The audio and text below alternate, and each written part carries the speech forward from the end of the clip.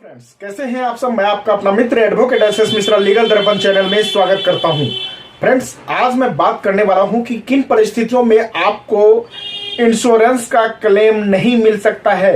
यदि आपके गाड़ी से किसी का एक्सीडेंट हुआ है तो एक्सीडेंटल क्लेम जो है आपको किन परिस्थितियों में नहीं मिलेगा। इंश्योरेंस कंपनी किन परिस्थितियों में हाथ खड़ा कर सकती है, आपको किन किन चीजों का सावधानियां रखनी चाहिए, और उस सावधानियां को यदि आप नहीं बरतते हैं तो आपको खुद का जेब ढीला करना पड़ सकता है। यदि आपके गाड़ी से किसी का एक्सीडेंट होता है तो इंश्योरेंस कंपनी अपना हाथ खड़ा कर लेगी और आपको खुद पेमेंट करना पड़ेगा या जेल भी हो सकता है।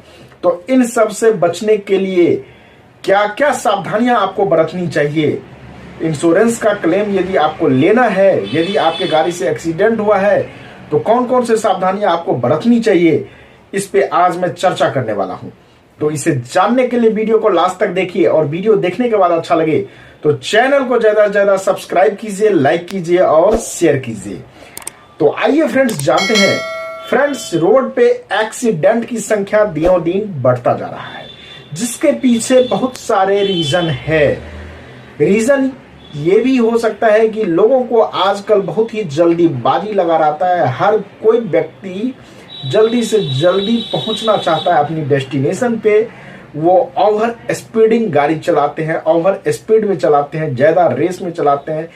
यहां तक देखने को मिलता है कि रेड लाइट हुआ रहता है फिर भी वो अपने गाड़ी को भगाते रहते हैं, रेड लाइट जंप करते हैं। तो इस स्थिति में एक्सीडेंट बहुत ज्यादा हो जाता है।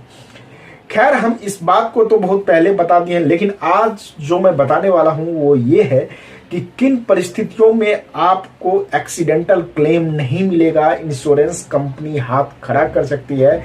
तो आइए इस चीजों को जानते हैं। सबसे पहला है कि यदि आप शराब पीकर गाड़ी चलाते हैं और आपके गाड़ी से किसी दूसरे गाड़ी वालों का एक्सीडेंट हो जाता है और वह व्यक्ति जख्मी हो जाता है या मृत्यु हो जाता है उस व्यक्ति का, तो उस स्थिति में गाड़ी यदि आपका इंश्योर्ड है, गाड़ी का इंश्योरेंस हो भी रखा है, फिर भी इंश्योरेंस कंपनी अपना हाथ खड़ा कर देगी और आपको खुद की जेब से पेमेंट करना होगा। उसके गाड़ी में जो टूट फूट हुआ है, उस व्यक्ति जो यदि मर गया है या उनका दवा दारू, जितना भी उनका क्लेम होगा वो खुद आपके जेब से देना पड़ेगा। साथ ही साथ आपके गाड़ी का जो नुकसान हुआ है उसका भरपाई भी आपको खुद करना पड़ेगा, क्योंकि आप शराब पीकर गाड़ी चला रहे हैं, जो कि कानूनन अपराध माना जाता है।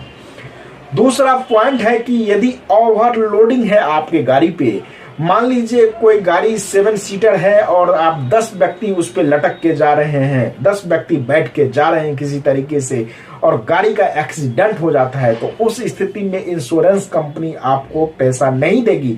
आपको खुद गाड़ी का ठीक कराना पड़ेगा, दूसरे का जो एक्सीडेंट हुआ है उसका भी भरपाई आपको करना पड़ेगा।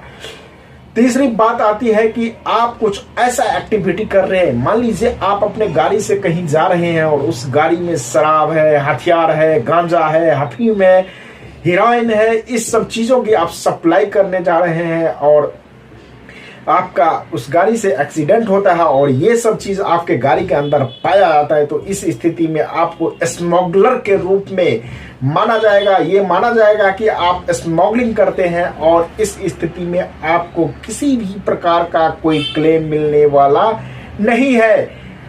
अगला पॉइंट है कि अगर कोई आपका गाड़ी 18 साल से कम उम्र के बच्चा चला रहा हो, अगर किसी बच्चे का उम्र 18 साल से कम हो और वह व्यक्ति आपके गाड़ी चला रहा हो, तो उस स्थिति में इंश्योरेंस कंपनी पेमेंट नहीं करेगी। जो गाड़ी का ओनर है उसे ही पेमेंट करना होता है। अगला पॉइंट है कि बिना लाइसेंस के यदि आप गाड़ी चला रहे हैं और आपके गाड़ी से किसी का एक्सीडेंट हो जाता है तो इंश्योरेंस कंपनी विल नॉट पे ऑन दैट सिचुएशन। जो गाड़ी का ओनर है वो पेबल करने के लिए यहाँ पे रिस्पॉन्सिबल होता है, उसको पेमेंट करना पड़ता है। तो मैंने आपको बताया, यदि आप शराब पी के गाड़ी चला रहे हो या ओवरलोडिंग करके गाड़ी चला रहे हो या फिर आप स्मगलिंग वाले सामान जो होते हैं एनडीपीएस के, जैसे कि हथियार हुआ, अफीम हुआ, चरस हुआ, गांजा हुआ, ये सब सामान लेके गाड़ी में जा रहे हो, एक्सीडेंट हुआ हो, या फिर 18 साल से कोई कम उम्र का बच्चा आपके गाड़ी लेके गया, एक्सीडेंट कर दिया, या बिना लाइसेंस के आप गाड़ी चला रहे हो, तो इन सब परिस्थितियों में आप ये भूल जाएं कि इंश्योरेंस कंपनी आपको क्लेम देगी। इन सब परिस्थिति में जो गाड़ी का ओनर है उसे ही उसका भरपाई करना पड़ेगा, जिससे उसका गाड़ी का एक्सीडेंट हुआ है उस व्यक्ति को भी जो भी क्लेम करना है वो देना पड़ेगा। साथ ही साथ उसका खुद का नुकसान जो हुआ है गाड़ी में या अपनी बॉडी में उसको खुद ही भरपाई करना पड़ेगा। तो फ्रेंड्स, वीडियो कैसा लगा आप मुझे कमेंट करके जरूर बताइए। कोई कंफ्यूजन है तो कमेंट कीजिए, मैं उसका जवाब देने का कोशिश करूंगा। आज तक के लिए इतना ही, फिर मिलते हैं नेक्स्ट वीडियो में। तब तक के लिए